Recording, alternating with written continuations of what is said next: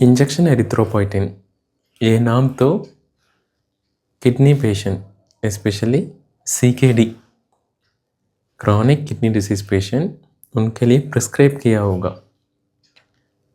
कभी खून कम हो गया तो ये इंजेक्शन प्रिस्क्राइब किया जाता है, लेकिन ये इंजेक्शन कब ना लेना है ये आज का वीडियो में देखेंगे।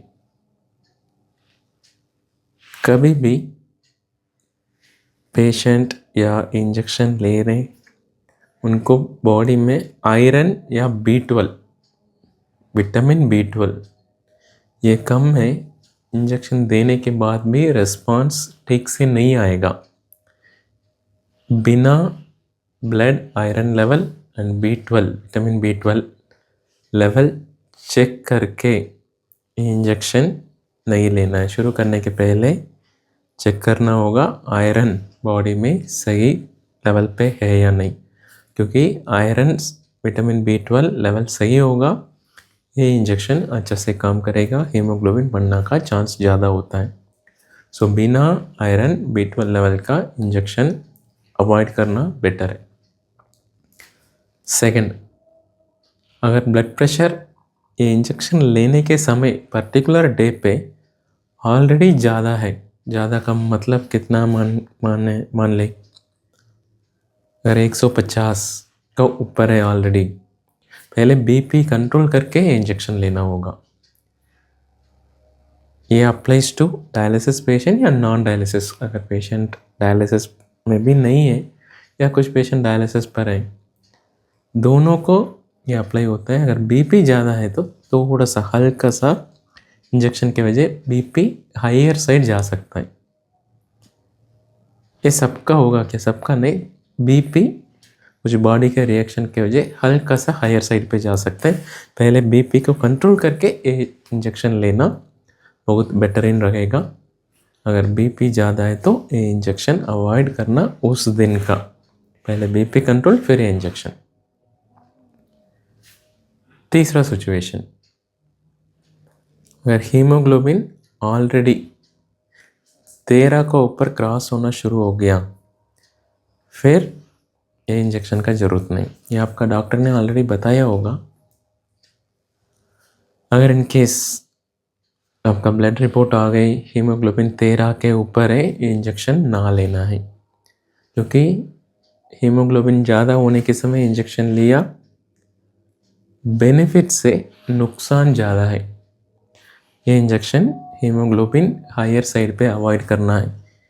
जब हीमोग्लोबिन 11 का ऊपर आना शुरू हुआ, प्रॉब्ली डोज कम करना का भी ज़रूरत पड़ सकता है, आपका डॉक्टर बताया होगा।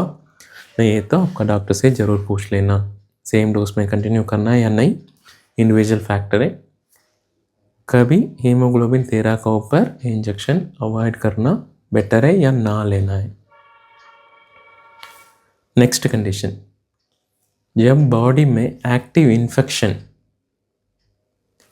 सेप्सिस भी बोला जाता है, अगर एक्टिव इन्फेक्शन है तो ये इंजेक्शन अवॉइड करना बेटर रहेगा। इंजेक्शन पहले इन्फेक्शन कंट्रोल करना होगा, फिर ये इंजेक्शन ले सकता है।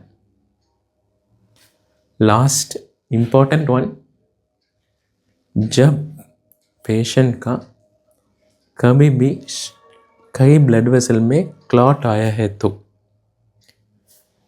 स्ट्रोक या हार्ट अटैक जैसे सिचुएशन में नेक्स्ट 3-4 डेज ये इंजेक्शन अवॉइड करना है, क्योंकि ये इंजेक्शन रिस्क को बढ़ाता है। खून ब्लड वेसल है, उसके अंदर खून जम गया, अगर इंजेक्शन ले रहे रिस्क हल्का सा बढ़ जाता है। उसी टाइम पे ये इंजेक्शन अवॉइड करना है। ये इम्पॉर्टेंट सिचुएशन से उसी टाइम ये इंजेक्शन एरिथ्रोपोइटिन ना लेना बेटर होगा। क्या क्या है? बिना iron profile vitamin B12 level check करके इंजेक्शन देंगे, रिस्पॉन्स अच्छा नहीं आएगा, पहले चेक करके इंजेक्शन लेना होगा। इंजेक्शन लेने के समय BP ज़्यादा है तो अवॉइड करना है। एक्टिव इन्फेक्शन है तो अवॉइड करना है। हीमोग्लोबिन 13 का ऊपर है तो अवॉइड करना है। कभी क्लॉट बन गया उसी टाइम भी अवॉइड करना है। इंपॉर्टेंट क्लिनिकल सिचुएशन है।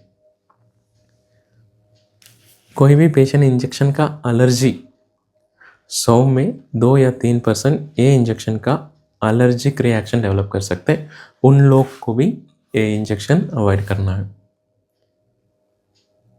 ये सिचुएशन कोई भी पेशेंट ले रहा होगा उनके लिए शायद ये इन्फॉर्मेशन मदद कर रहा होगा। सो नेक्स्ट वीडियो में एक और टॉपिक के ऊपर बात करेंगे। नमस्कार।